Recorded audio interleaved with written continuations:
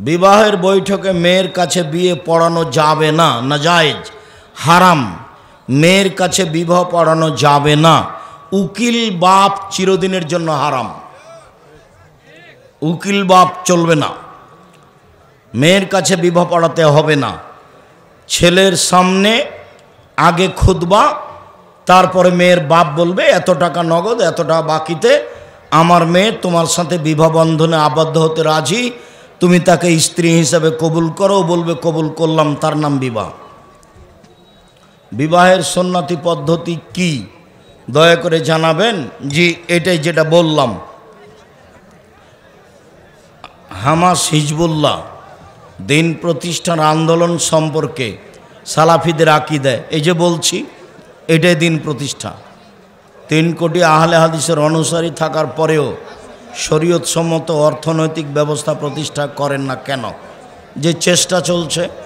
আব্দুল্লাহ তো অর্থনীতি নিয়েই পড়াশোনা করছে, তুমি জিজ্ঞাসা করছো, নিজে পালন করো না।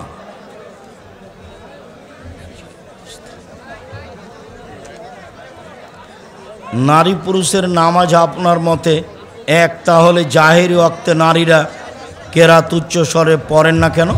পড়বে, হালকা কণ্ঠে পড়বে। আমি আবার কে? আল্লাহ রাসূল যা বলেছেন তাই।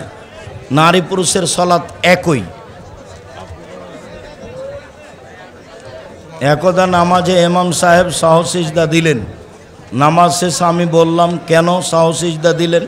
তিনি বললেন, সূরা ফাতিহা ভুল হয়েছে। সূরা ফাতিহা ভুল হলে সাহসিজদা লাগবে না, যেগুলো গুরুত্বপূর্ণ সেগুলো দিয়েন।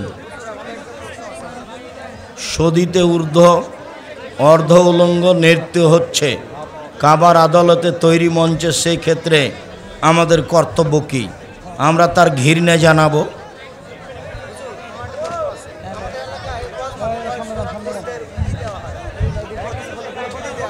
3 নম্বর, মাহমুদপুর মেলান্দহ জামালপুর, সভাপতি আলহাজ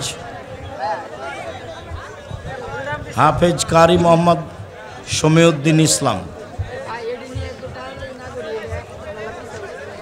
যদি কবরের হাড়টি না পাওয়া যায় তাহলে করণীয় কি? বাস, কবর ওটা শেষ হয়ে গেছে, এখন ওখানে যা ইচ্ছা তাই করবেন।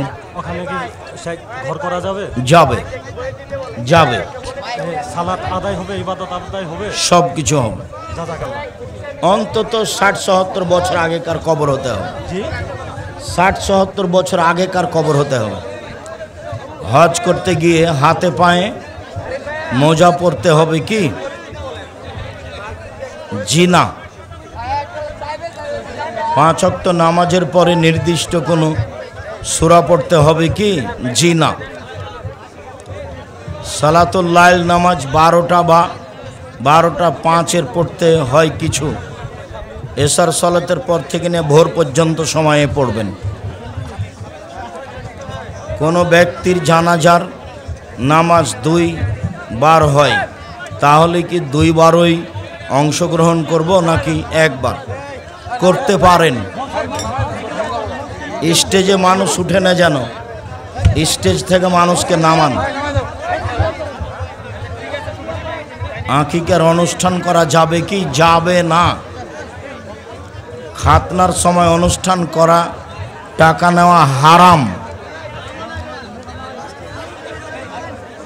দাওয়াত খেয়ে টাকা বা কোনো জিনিস উপহার দেওয়া হারাম।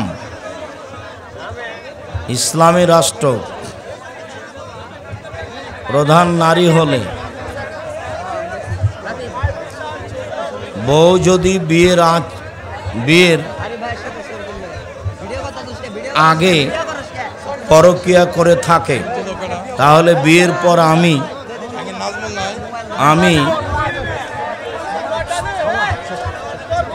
আমি কি ক্ষতিগ্রস্ত হব? না। তোমার স্ত্রী যদি আগে জেনায় লিপ্ত হয়ে থাকে, তুমি ক্ষতিগ্রস্ত হবা না।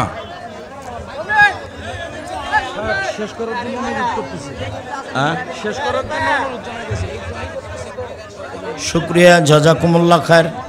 আল্লাহ আমাদের যারা মারা গেছে তুমি তাদের কবরের শাস্তি মাফ করো, যারা আমরা অসুস্থ তুমি তাদের আরোগ্য দান করো।